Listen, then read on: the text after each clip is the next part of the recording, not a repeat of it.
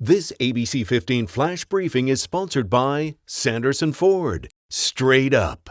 Hi there, I'm Kaylee O'Kelly with your top stories from ABC15 Arizona.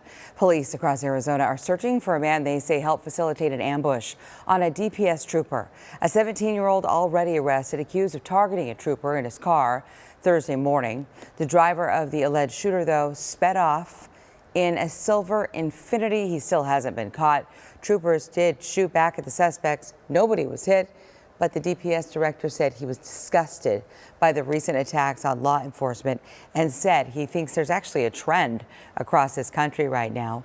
The suspect apparently using a modified AK-47, shooting through the driver's side window and front windshield, even though it was an unmarked vehicle. The colonel says it is clear that he was firing at a trooper. And he began to shoot at our trooper as he exited his vehicle. Our trooper was clearly visible in his vest that said police. There was no question it was an ambush, and he was identifiable as a police officer. So the department pushed out a blue alert, maybe you got it yesterday, to millions of people across the valley. It was incredibly vague, though. A lot of people say it led to more confusion. Director Silbert there says it was actually a glitch that prevented all their information from being shared. Vice President Mike Pence will be here in the Valley today. The vice president planning to attend a pair of events, one of which happening at the Wigwam Resort in Litchfield Park. The vice president expected to speak at the Veterans for Trump event, which is right around 1 o'clock this afternoon, about 24 hours after his wife Karen Pence also visited the Valley. More school districts valley-wide will discuss decisions of opening classrooms. Administrators from Paradise Valley Unified are set to hold a key meeting today. We're told the superintendent could be making changes to the district's own reopening criteria before possibly deciding on a staggered return to in-person learning. And this morning we have learned that a staff member at Skyline High School has tested positive for COVID-19 and is part of Mesa Public Schools.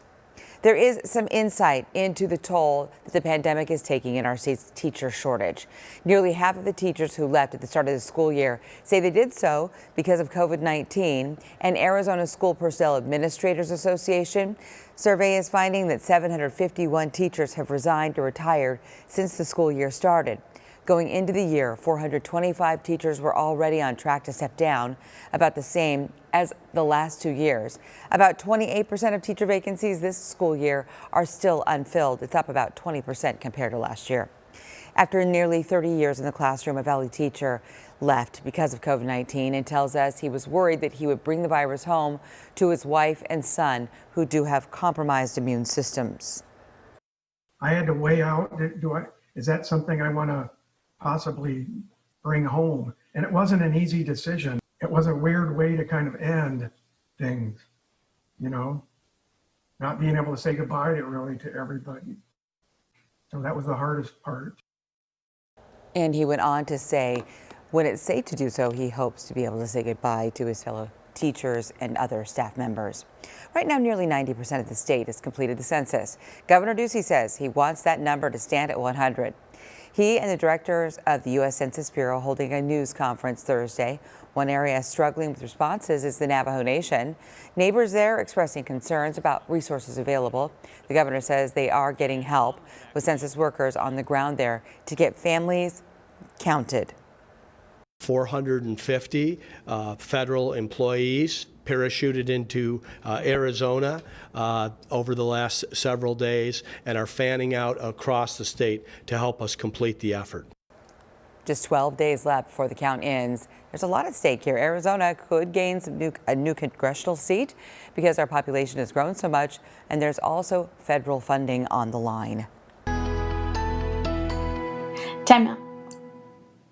Time now for that most accurate forecast. We are looking for a hot day today, but it's not going to be as hot as it's been the last couple of days. In fact, it'll be about 3 degrees lower in Phoenix with a high of 106, which will put us a little further away from today's record high temperature. So it's not likely that we're going to hit the record, but of course we'll keep an eye on it here. The record, by the way, is 109. A high of 105 today in Apache Junction, 106 in Mesa, and 106 in Tempe. Overnight tonight, not as cold. Lows will be down around 80 degrees in most valley cities. 107 today in Avondale, 106 106 in Peoria and 107 in Litchfield Park. Across Arizona, highs near 109 in Bullhead City and Lake Havasu, low 90s in spots like Prescott, Payson, and Sedona, and right around 80 degrees in Flagstaff. Some improvements to our air quality today and through the weekend as we get more breezes across the state. Occasional breezes here in the valley through the weekend as sunshine sticks around as well. High temperatures at about 104 to 105 this weekend, and then dropping a little lower early next week, 102 by Tuesday.